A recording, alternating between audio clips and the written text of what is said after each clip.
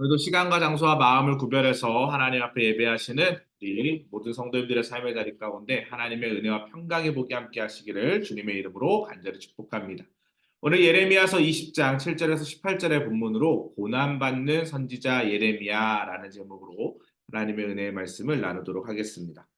오늘 본문의 말씀은 좀 다소 딱딱한 내용입니다. 또 우리가 쉽게 읽지 않는 그런 본문의 내용이죠.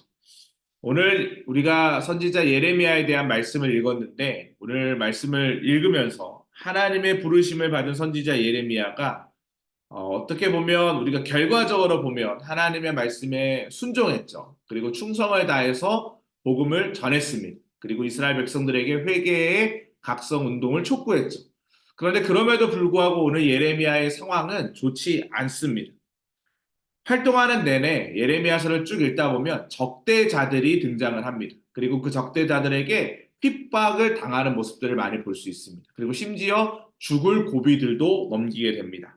성전의 총 감독관이었던 바술에 의해서 목에 나무 고랑이 채워진 채로 성전에 갇히는 수모를 겪기도 합니다. 이처럼 사명을 감당하는데 하나님의 말씀을 지키고 명령을 지키고 또 순종하고 헌신하는데 왜 예레미야처럼 핍박받는 일들이 있을까? 그런 말씀을 통해서 하나님이 우리에게 주시고자 하는 교훈이 무엇인지 오늘 한번 깨달아 보기를 간절히 축복합니다. 세 가지의 말씀인데요. 선지자 사명을 어떻게 감당했는지. 첫 번째, 치욕과 모욕을 견디면서 감당했다라고 기록되어 있습니다. 오늘 본문 7절입니다. 여호와여 주께서 나를 권유하심으로 내가 그 권유를 받았사오며 주께서 나보다 강하사 이기셨으므로 내가 조롱거리가 되니 사람마다 종일토록 나를 조롱하나이다. 분명히 예레미야는 하나님의 사역을 감당하고 있습니다. 그런데 지금 뭘 당하고 있다고요? 조롱거리가 되고 조롱을 당하고 있습니다. 예레미야는 하나님의 권위에 굴복하여서 선지자에게를 갔죠. 그는 남왕국 유다를 향해 외칩니다. 악한 길에서 돌아서라. 임박한 하나님의 진노가 있다. 너희들 심판당한다. 하나님께로 돌아가야 피할 수 있다. 라고 외칩니다. 하지만 우리가 결과적으로 알죠. 남유다는 망하게 됩니다. 타락한 백성은 예레미야의 이야기를 듣지 않았어요. 그리고 오히려 예레미야를 거짓 선지자 취급했습니다. 조롱하고 박해했습니다.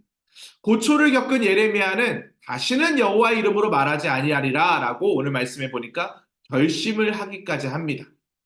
주의 말씀이 불붙는 것처럼 그의 마음을 뜨겁게 했습니다. 이후 예레미야는 온갖 수모를 당하면서도 하나님이 주신 선지자의 사명을 포기하지 않고 감당합니다.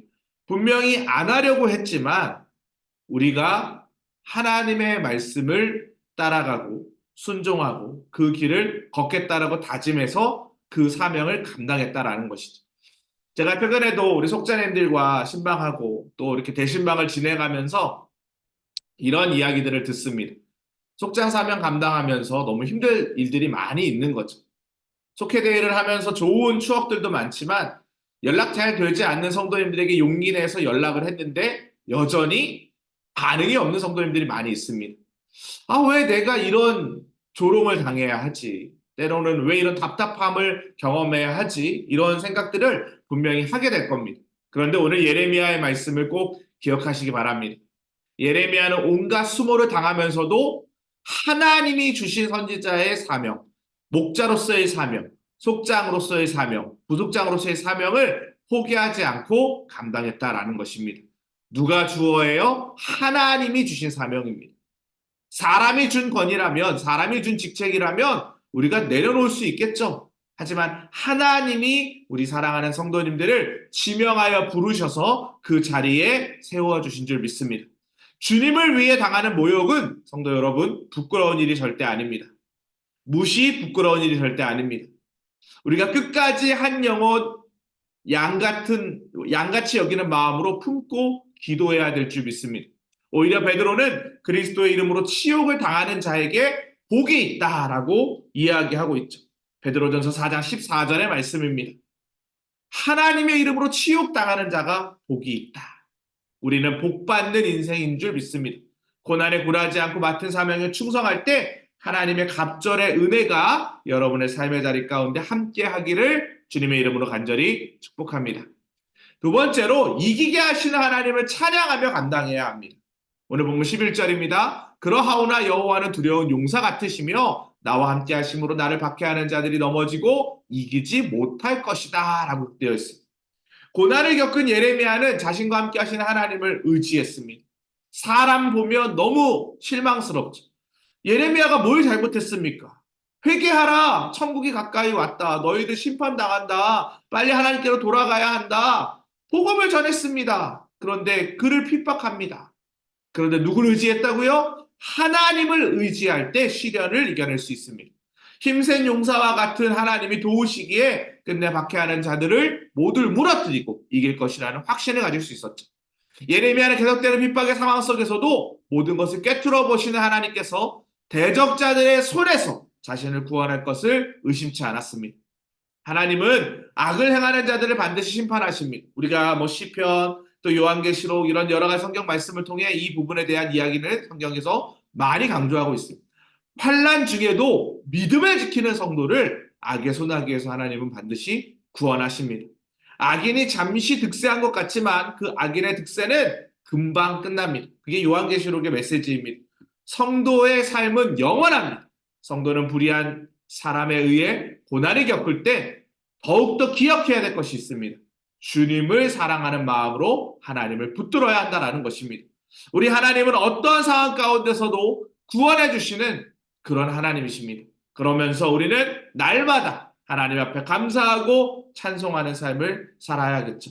사망의 음침한 골짜기를 다닐지라도 해를 두려워하지 않을 것은 주께서 나와 함께 하심이라. 주의 지팡이와 막대기가 나를 안위하시나이다. 목자는 자신의 양을 지키기 위해서 지팡이도 필요하고 막대기도 필요합니다.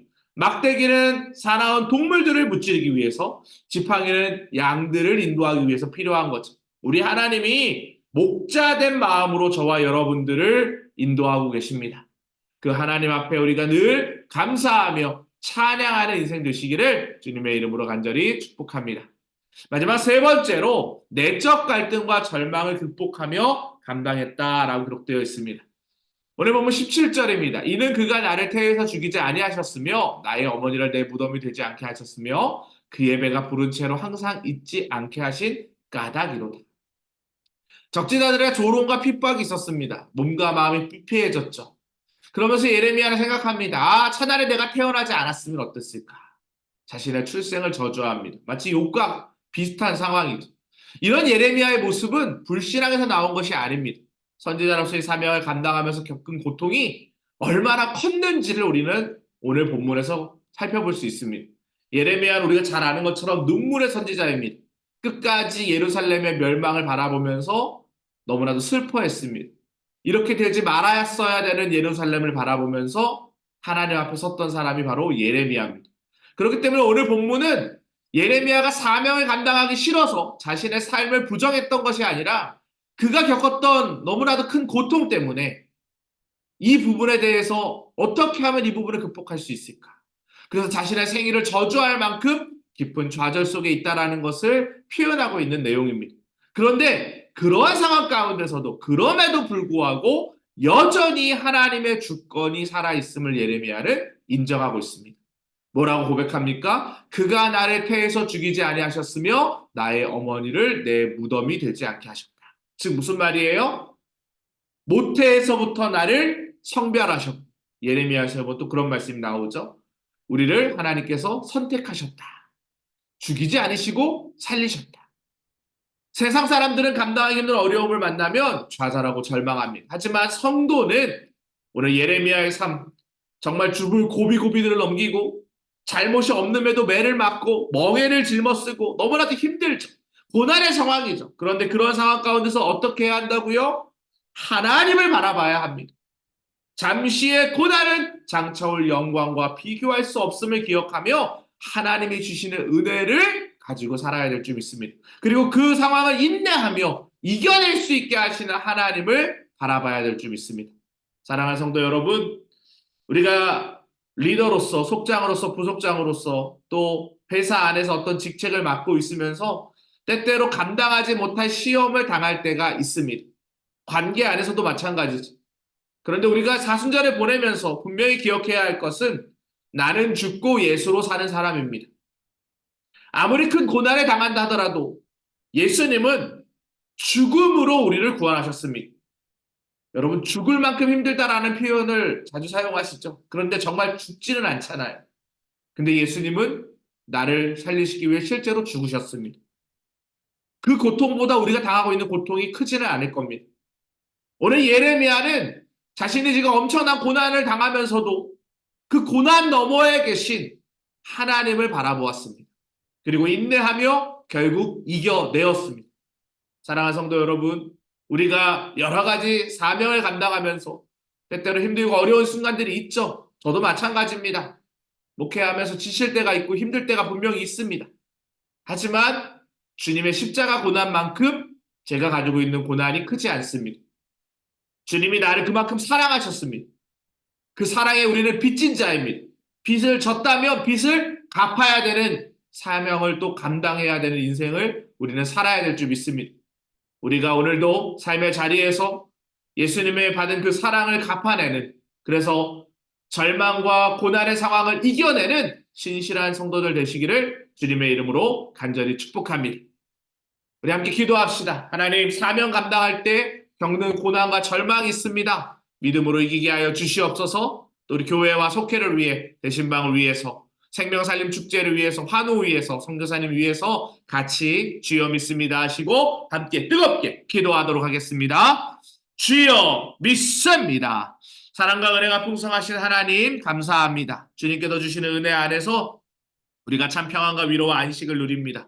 주여 역사하여 주시옵소서. 어떤 상황 가운데서도 예배할 수 있는 믿음을 허락하여 주시고, 예레미야의 말씀을 통하여 고난 가운데서도 자유할 수 있는 믿음, 또 예배하며 감사하며 하나님을 신뢰할 수 있는 믿음 허락하여 주시옵소서. 때때로 우리들의 삶의 자리에 큰 풍랑과 풍파가 찾아옵니다. 하지만 그 모든 상황들이 끝이 아님을 우리가 알기에, 환난은 인내는 연단을 소망을 이루어 하신다라는 것을 믿기에 우리가 오늘도 하나님 앞에 나아가오니 주여 함께하여 주시옵소서. 생명살림 축제를 준비하는 가운데 있습니다. 내가 믿은 예수님, 죽음으로 나를 살리신 예수님, 그 사랑에 감격하고 감동하는 마음으로 잃어버린 영혼을 위하여 전도하며 태신자들을 품고 나아갈 수 있도록 인도하여 주시고, 인간기도 대상자들이 참 많이 있습니다. 예수 믿고 구원받아야 되는데 가족들, 친인척들, 이웃들, 그들을 위해 눈물을 흘려가며 기도할 수 있도록 인도하여 주시옵소서. 대신방이 은혜 가운데 진행되게 하여 주시니 감사합니다. 각 가정마다 하나님 베푸시는 은혜의 시간들을 허락하여 주시고, 성령 충만케 하여 주시고, 각 가정에 있는 모든 문제가 풀려지는 역사가 일어날 수 있도록 인도하여 주시옵소서.